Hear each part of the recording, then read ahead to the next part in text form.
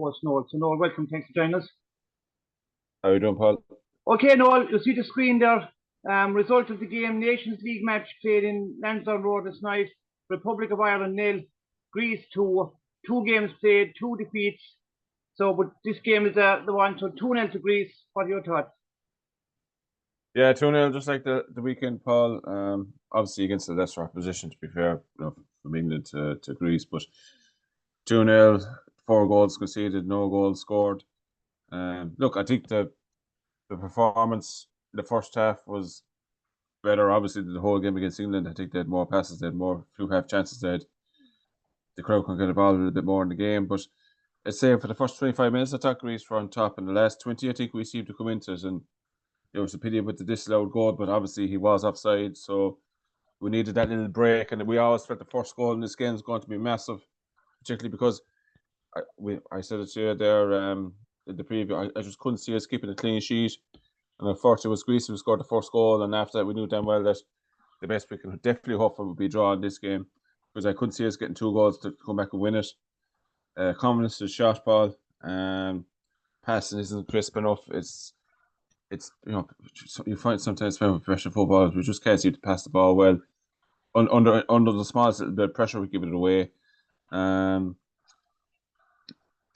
shows you a bit out to try his heart out. I think I was surprised Malumbi got taken off, Paul, when he did. I thought he was probably the one player who was. He had a few cross. He had the ball that Bene scored. The disallowed goal. Who was a pass from him. He was getting on the ball, at least trying to make things happen. Think small ball was okay. He got man of the match, but. Yeah, we'll come to that later on. We'll come to that later on, but I think he did okay, Paul, in terms of that. But I think those man of the matches, they give them just because they can get to an Irish player and interview him. I don't think they can really get to the opposition players. That was a home decision at the end of the day. But besides the point, 2-0. It wasn't as bad as last year when I was there myself for the Greece home game. It was 2-0 at half time. At least we kept it more competitive. But yeah. 2 games played, 2 losses. It's nearly a story of our last couple of campaigns, Paul. Under Kinney, if you remember the World Cup qualifiers, lost the first 3 games, lost the first 2 games, even home to Luxembourg. The Nations League campaign he had there last up, we lost to Armenia, then we lost at home to Ukraine. Same again with the Euros qualifiers, lost at home to France. Without a good performance, we could build on it. We went to Greece and lost 2-1. So we're out of the competition already in terms of trying to get, even second. I think at this stage, I think Greece we haven't won a game away in the Nations League. Any game we've won in the Nations League have been at home, and there haven't been many of them. Martin O'Neill didn't manage to win a game away from home in the Nations League. Stephen Kinney hasn't.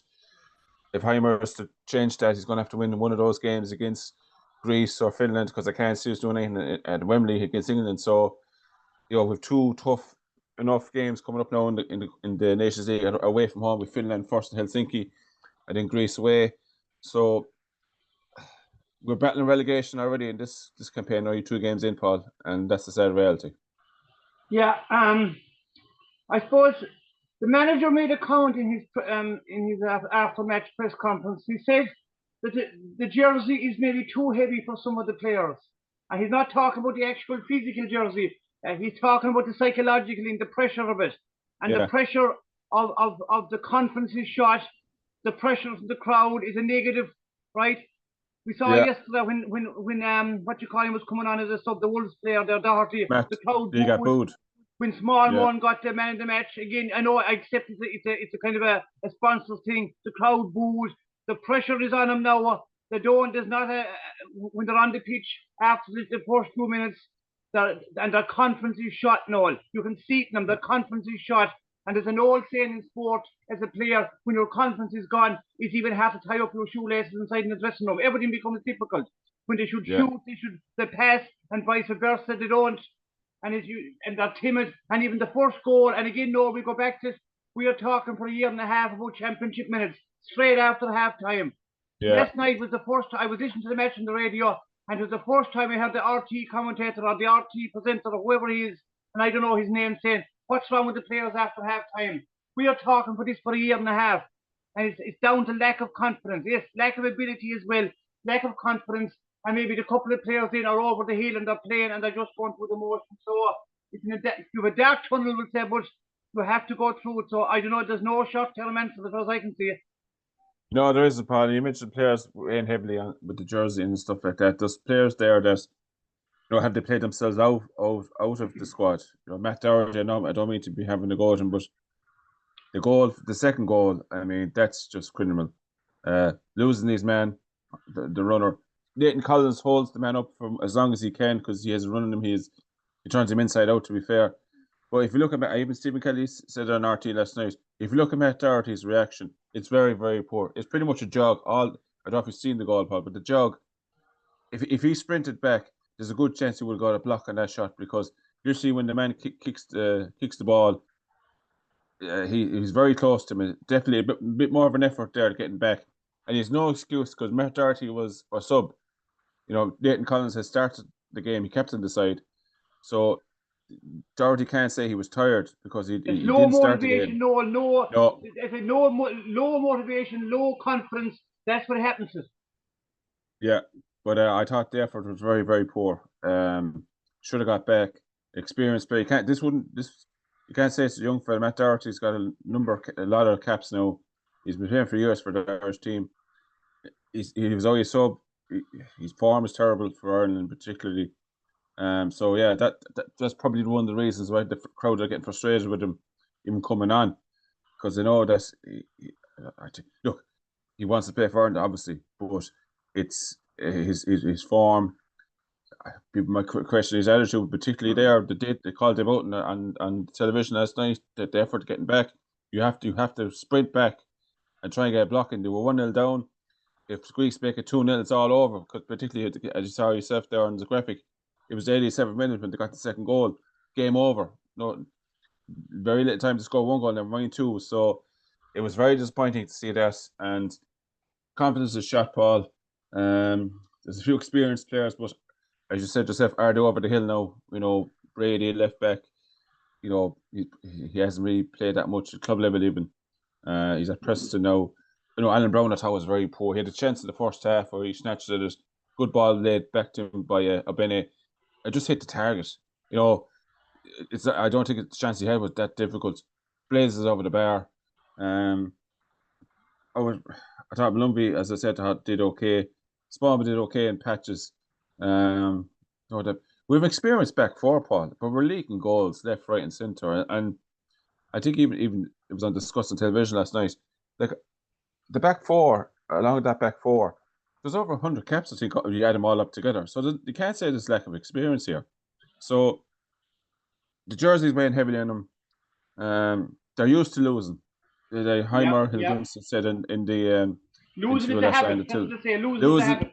Losing is becoming a habit. They're coming into, even Collins said himself, we're coming into every dressing room after a game where we feel we should be doing better. We should be at least getting a point, getting the results. We're coming in every game lately now and getting a loss. I think it's the first time, it's been said, it's the first time that Ireland have lost 4 competitive home matches in a row. I don't think it's ever happened. Even the dark days of the 60s and 70s and before even John Giles got in the team, I got managing the team, sorry.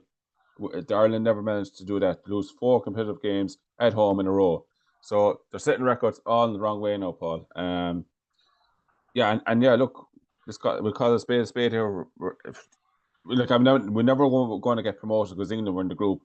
The first place where gets promoted. But we need to improve our seeding. We need that second place. And now we're really going to be maintaining what we have. And even with that, Finland will see this as a chance where they've lost their first 2 games and they're at home. They'll see the next game against us now as a chance to get a few points on the board because they'll see Ireland in no great shakes. They've never won a game away in the Nations League. They can't buy a goal. They can't buy a win. He's a huge job in his hands, Heimer.